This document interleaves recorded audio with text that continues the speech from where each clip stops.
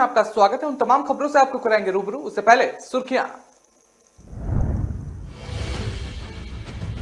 CM Delhi में, देहरादून में सियासत गर्म। आज गृह मंत्री अमित शाह को फीडबैक दे सकते हैं धामी। आज आ सकती है भर्तियों की जांच रिपोर्ट, स्पीकर ऋतु ने दिए थे संकेत। 22 सितंबर को पीएम मोदी करेंगे केदारनाथ पुनर्निर्माण कार्यों का लाइव निरीक्षण। देहरादून में बिखेरेंगे संस्कृति के रंग, सीएम करेंगे 2 दिवसीय विरासत महोत्सव का शुभारंभ। कांग्रेस में मची खलबली, अभिषेक के बाद अब मयूख मेहर ने दिया पीसीसी से इस्तीफा। खबरें जानेंगे विस्तार से। आपको बता दें कि मुख्यमंत्री पुष्कर सिंह धामी के मंगलवार को नई दिल्ली पहुंचने के साथ ही राजधानी देहरादून की सियासत गर्मा उठी। दिल्ली पहुंचकर मुख्यमंत्री पार्टी के राष्ट्रीय कार्यालय गए और जहां उन्होंने राष्ट्रीय मीडिया प्रभारी और राज्यसभा सांसद अनिल बलूनी से मुलाकात की। सीएम के पार्टी मुख्यालय में पहुंचने के साथ ही देहरादून में कैबिनेट विस्तार की चर्चाओं ने जोर पकड़ लिया। हालांकि पार्टी मुख्यालय में जब मुख्यमंत्री से कैबिनेट विस्तार के बारे में पूछा गया तो वो इस प्रश्न को टाल गए। सूत्रों का कहना है कि बुधवार को मुख्यमंत्री केंद्रीय गृह मंत्री और अमित शाह से मुलाकात कर सकते हैं। इस दौरान वो उत्तराखंड अधिनियत सेवा चयन आयोग और विधानसभा भर्ती मामले में संबंधित फीडबैक दे सकते हैं। बकौल बलूनी, मुख्यमंत्री ने सिंगटौली पुल की प्रक्रिया जल्द शुरू करने की जानकारी दी है। वार्ता के दौरान दोनों नेताओं ने उत्तराखंड में वीकेंड टूरिज्म को बढ़ावा देने की योजना पर चर्चा की। पर्यटन अवस्थापना से जुड़े संसाधनों को जुटाने के लिए केंद्र सरकार से सहयोग लिया जाएगा। नई दिल्ली प्रवास के दौरान मुख्यमंत्री से कुछ उद्यमियों और वरिष्ठ मीडिया कर्मियों ने भी मुलाकात की। बता दें कि मुख्यमंत्री ने उन्हें राज्य सरकार के विकास के एजेंडे और रोडमैप की जानकारी भी दी।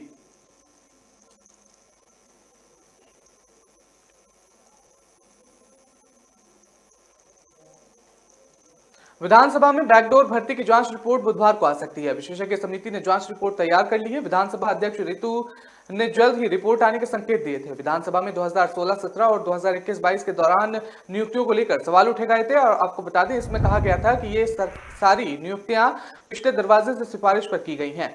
सवाल उठाने पर मुख्यमंत्री पुष्कर सिंह धामी ने विधानसभा अध्यक्ष से सभी विवादित नियुक्तियों की जांच का अनुरोध किया था। विधानसभा अध्यक्ष से पूर्व आईएएस अधिकारी टीके कोटिया की अध्यक्षता में एक विशेष जांच समिति का गठन कर दिया गया। सूत्रों के मुताबिक समिति ने अपनी जांच पूरी कर ली है और किसी भी समय वो विधानसभा अध्यक्ष को अपनी रिपोर्ट सौंप सकती हैं। बता दें कि संभावना है कि आज बुधवार को समिति स्पीकर को जांच रिपोर्ट दे सकती है और विधानसभा अध्यक्ष ने भी जल्द रिपोर्ट सौंपने के संकेत दिए थे।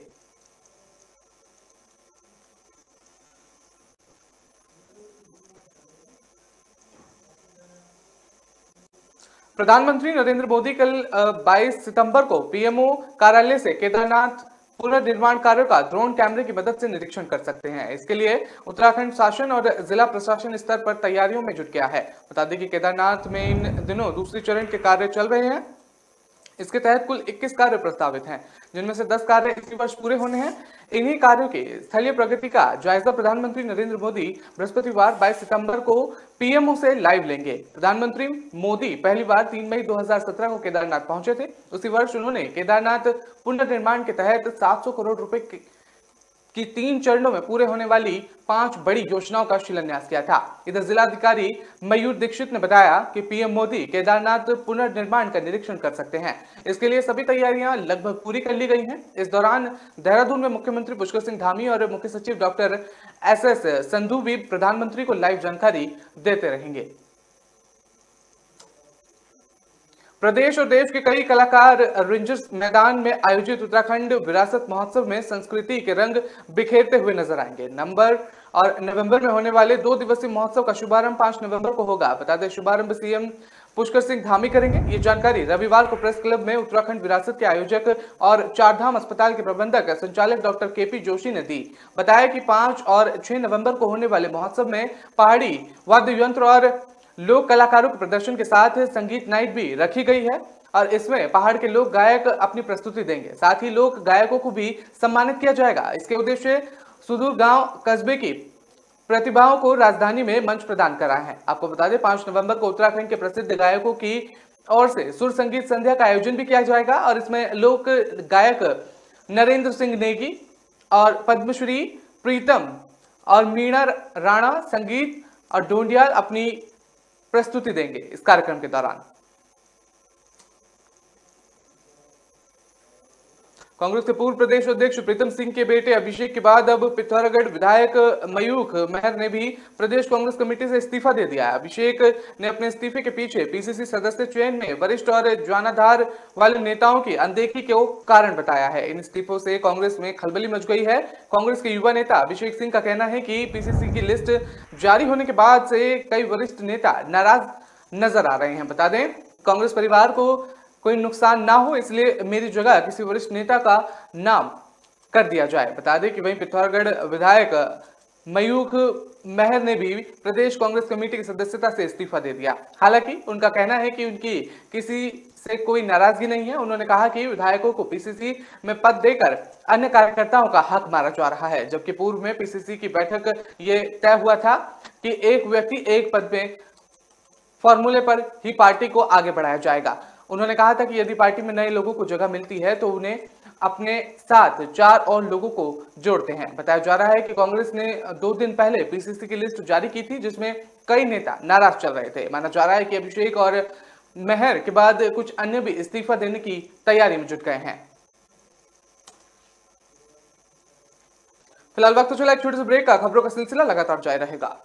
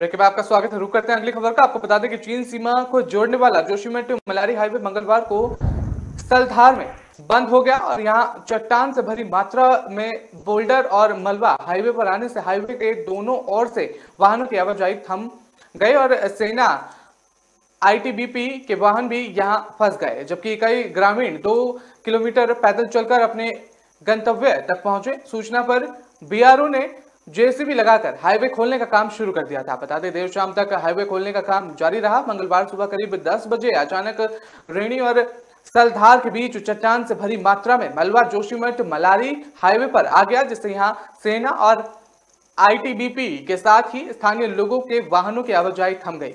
ग्रामीणों को भी आवाजाही में दिक्कतों का सामना करना पड़ा। कई ग्रामीण तो करीब 2 किलोमीटर तक पैदल चलकर गंतव्य तक पहुंचे।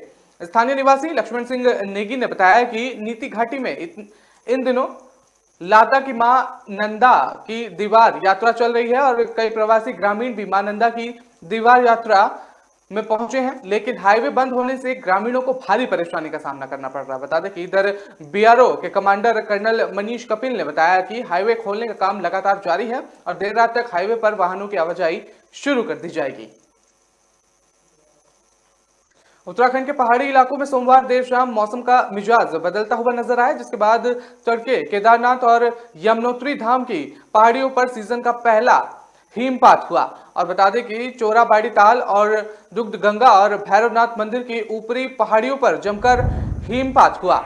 बता दें, वहीं हाल ही में हुई बारिश और अब हिमपात से धामों में ठंड भी बढ़ने लगी है। सुबह करीब 7 बजे के बाद यहां मौसम में सुधार हुआ और धूप निकली, जिससे यात्रियों को ठंड से राहत मिली। केदारनाथ में मंदिर समिति के कार्यकारी रमेश चंद्र तिवारी ने बताया कि हिमपात के बाद सुबह और शाम को ठंड बढ़ गई और इधर जिला मुख्यालय में सुबह से मौसम ठीक रहा, लेकिन पूर्व अनुमान ये लगाया जा रहा है कि तकरीबन 11 बजे के बाद आसमान में बादल छाने लगे और दोपहर 12:30 बजे के तक झमाझम बारिश हुई। उधर तिलवाड़ा, ऊखीमठ और गुप्तकाशी क्षेत्र में भी बारिश हुई। वहीं यमुनोत्री धाम के ऊपर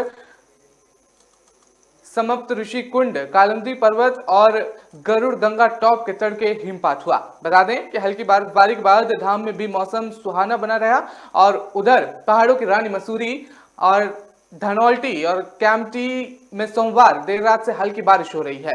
बारिश के बाद मसूरी में भी हल्का कोहरा छाया हुआ है, साथ ही ठंड भी लगातार बढ़ती हुई भी नजर आ रही है वहां पर। उत्तराखंड विधानसभा में भर्तियों और पदोन्नति को लेकर नियम सख्त बनाए जाएंगे, जिससे विधानसभा की गरिमा बने रहे। आपको बता दें, यही बात स्पीकर रितु ने कही है और उन्होंने भर्तियों की जांच पर सवाल उठाने वाले को हिदायत दी है। कहा कि विधानसभा की गरिमा के खिलाफ राजनीति बर्दाश्त नहीं करूंगी। और सोमवार को मीडिया से बातचीत में विधानसभा अध्यक्ष रितु ने कांग्रेस की ओर से विशेषज्ञ समिति से जांच पर सवाल उठाने के सवाल पर कहा कि विधानसभा में भर्तियों की जांच हो रही है और समक्ष अधिकारियों को सीमित में रखा गया है, जो नियम के ज्ञाता हैं। बता दें कि सोच समझ कर विशेषज्ञ समिति गठित की गई है और समिति को जांच रिपोर्ट के लिए 1 महीने का समय दिया गया। विधानसभा सचिवालय के अधिकारी समिति को जांच में पूरा सहयोग कर रहे हैं। बता दें, उम्मीद है कि जल्द ही समिति अंतरिम रिपोर्ट देगी। उन्होंने कहा कि विधानसभा को लोकतंत्र का मंदिर माना जाता है, इसकी गरिमा के खिलाफ किसी भी तरह की राजनीति बर्दाश्त नहीं करेंगी और ना ही पसंद है। उन्होंने राजनीतिक दलों के नेताओं से आग्रह किया कि वो बयानबाजी ना करें। विधानसभा की गरिमा को ध्यान में रखते हुए ये बयान दिया है उन्होंने कहा है कि भर्तियों की जांच पर सवाल उठाना ठीक है। भर्तियों को लेकर शिकायतें सामने आई हैं, जिसकी जांच लगातार की जा रही है। नेताओं को राजनीतिक से ऊपर उठकर उत्तराखंड की बात करनी चाहिए। उन्होंने कहा कि जांच रिपोर्ट आने के बाद ही निर्णय लिया जाएगा। किसी भी स्थान की गरिमा तभी होती है जब नियम और कानून का उल्लंघन ना होता हो। आने वाले समय में विधानसभा में भर्ती और पदोन्नति को लेकर नियम सख्त बनाए जाएंगे।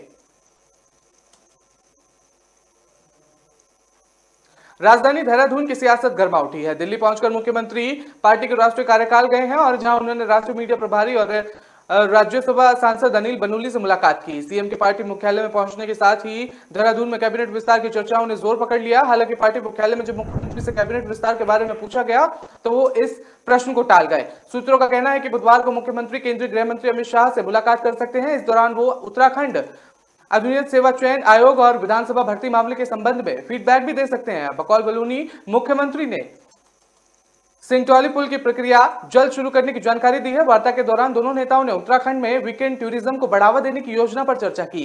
पर्यटन अवस्थापना से जुड़े संसाधनों को जुटाने के लिए केंद्र सरकार से सहयोग लिया जाएगा। नई दिल्ली प्रवास के दौरान मुख्यमंत्री से कुछ उद्यमियों और वरिष्ठ मीडिया कर्मियों ने भी मुलाकात की।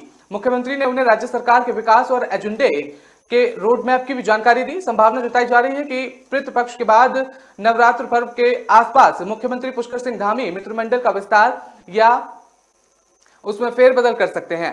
उनके मंत्रिमंडल में 3 मंत्री पद खाली हैं। इसके अलावा बैकडोर भर्ती मामले की जांच रिपोर्ट आनी है। जानकारों को मानना है कि यदि जांच सीमित बैकडोर नियुक्तियों को रद्द करने की सिफारिश करती है तो तत्कालीन स्पीकर, जो वर्तमान में कैबिनेट मंत्री हैं, नैतिक दबाव बना सकते हैं।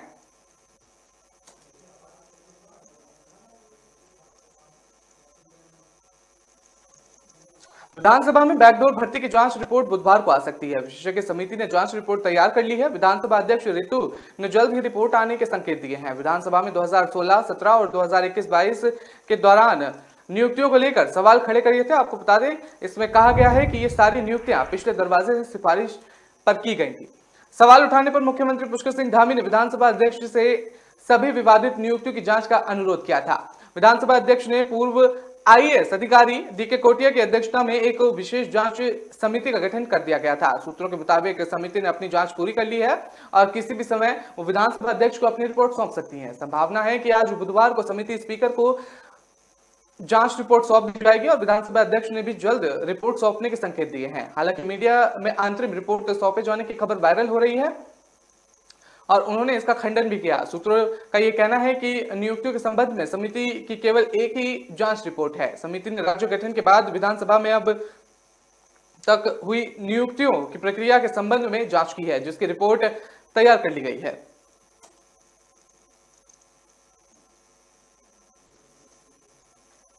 फिलहाल वक्त तो चला एक छोटे से ब्रेक का। खबरों का सिलसिला लगातार जारी रहेगा।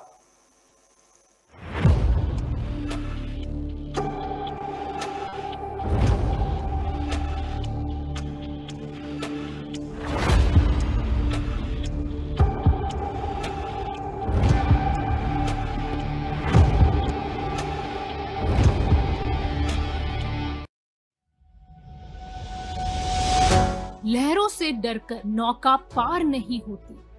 कोशिश करने वालों की कभी हार नहीं होती। नन्ही चींटी जब दाना लेकर चलती है, चढ़ती दीवारों पर 100 बार फिसलती है। मन का विश्वास रगों में साहस भरता है। चढ़कर गिरना, गिरकर चढ़ना न अखरता है। आखिर उसकी मेहनत बेकार नहीं होती। कोशिश करने वालों की कभी हार नहीं होती। डुबकी या सिंधु में गोताखोर लगाता, जा जाकर खाली हाथ लौट कर आता। मिलते नहीं सहज ही मोती गहरे पानी में, बढ़ता 2 गुना उत्साह इसी हैरानी में। मुट्ठी उसकी खाली हर बार नहीं होती। कोशिश करने वालों की कभी हार नहीं होती। असफलता एक चुनौती है, इसे स्वीकार करो। क्या कमी रह गई देखो और सुधार करो। जब तक न सफल हो नींद चैन को त्यागो तो, संघर्ष का मैदान छोड़कर मत भागो तो। कुछ किए बिना ही जय जयकार नहीं होती। कोशिश करने वालों की कभी हार नहीं होती। कुछ नया करो।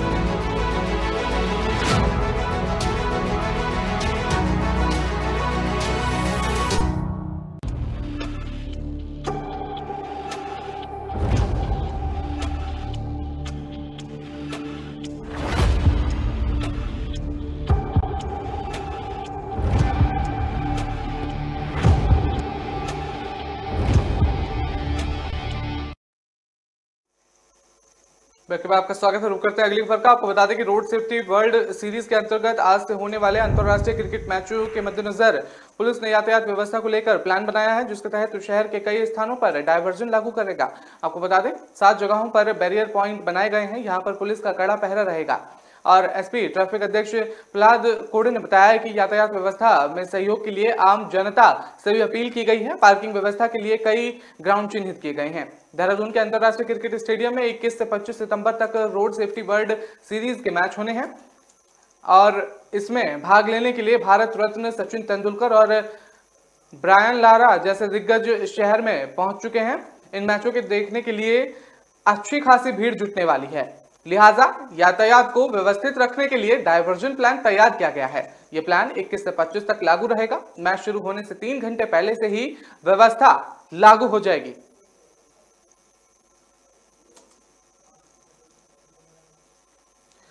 प्रधानमंत्री नरेंद्र मोदी कल 22 सितंबर को पीएमओ कार्यालय से केदारनाथ पुनर्निर्माण कार्य को ड्रोन कैमरे की मदद से निरीक्षण कर सकते हैं। इसके लिए उत्तराखंड शासन और जिला प्रशासन जिला स्तर पर तैयारियों में जुट गया है। केदारनाथ में इन दिनों दूसरे चरण के कार्य चल रहे हैं।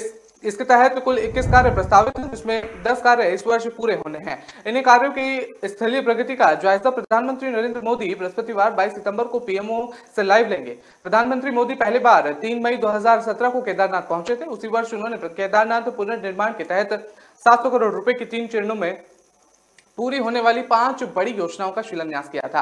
इधर जिलाधिकारी मयूर दीक्षित ने बताया कि पीएम मोदी केदारनाथ पुनर्निर्माण का निरीक्षण कर सकते हैं। इसके लिए सभी तैयारियां लगभग पूरी कर ली गई हैं। इस दौरान देहरादून में मुख्यमंत्री पुष्कर सिंह धामी और मुख्य सचिव डॉक्टर एसएस संधू भी प्रधानमंत्री को लाइव जानकारी दे सकते हैं।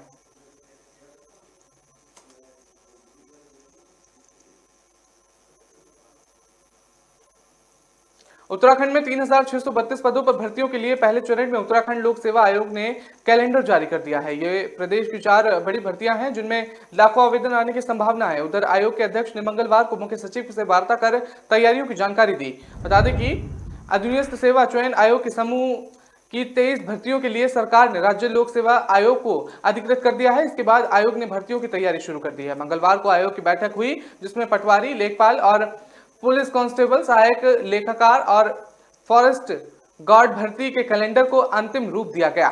बैठक में सदस्य प्रोफेसर जगन मोहन सिंह राणा, डॉक्टर रविदत्त, अनिल कुमार राणा, नंदी राजू श्रीवास्तव और रिचा गौड़, आयोग के सचिव गिरधारी सिंह रावत, परीक्षा नियंत्रक और विधि सलाहकार, ये तमाम लोग उसमें मौजूद थे। आपको बता दें कि डॉक्टर कुमार ने कहा कि शासन और विभागीय नियमावलियों के अनुसार पूरी पारदर्शिता के साथ परीक्षाओं की युद्धस्तर पर तैयारियां की जाएगी।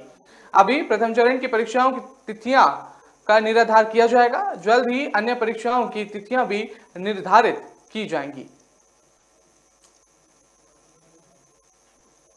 व्यास घाटी के साथ गांव के फंसे लोगों को चिनूक और एलएच हेलीकॉप्टर से लाया जाएगा। ये लोग पूजा के लिए व्यास घाटी में गए हुए थे, लेकिन बारिश के चलते सड़क बंद होने से 50 से अधिक लोग वहीं फंस गए। बता दें कि बुधवार को पिथौरागढ़ से हेलीकॉप्टर इन लोगों को लेने के लिए गुंजी रवाना होगा। क्षेत्र में लगातार हो रही बारिश से बीआरओ की तवाघाट लीपू लेक सड़क मालघाट में बंद है और इस कारण व्यास घाटी में बूंदी, गुंजी, नाबी, रोंगकोंग, कूटी गांव में पूजा के लिए 50 से अधिक बुजुर्ग महिलाएं, पुरुष और बच्चे गांव में फंस गए। बता दें कि गुंजी प्रधान सुरेश और सरपंच लक्ष्मी ने डीएम डॉक्टर आशीष चौहान और धारचूला एसडीएम नंदन कुमार से फंसे लोगों को रेस्क्यू कराने की मांग की थी। बता दें कि डीएम ने भारत सरकार से चिनकू हेलीकॉप्टर की मांग की थी, जिसके बाद पिथौरागढ़ में एक चिनकू और एक एलएच हेलीकॉप्टर पहुंचाया गया। डीएम ने बताया कि बुधवार को दोनों हेलीकॉप्टर गुंजी में फंसे सभी लोगों को लेने जाएंगे।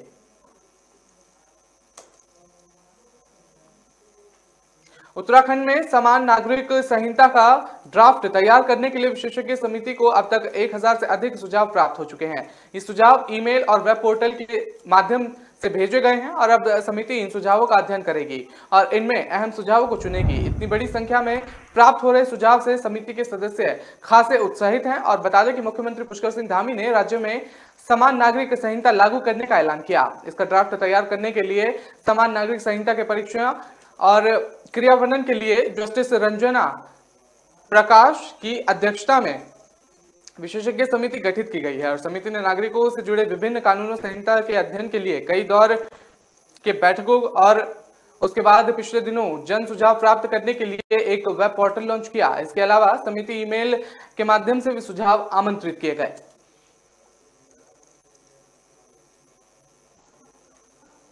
तो फिलहाल इस बुलेटिन में इतना ही। मुझे दीजिए इजाजत। आप हमारी खबरों को विस्तार से पढ़ने के लिए आप हमारी वेबसाइट का इस्तेमाल कर सकते हैं। www.kalamkartavya.com पर जाकर आप खबरों को विस्तार से पढ़ सकते हैं। नमस्कार।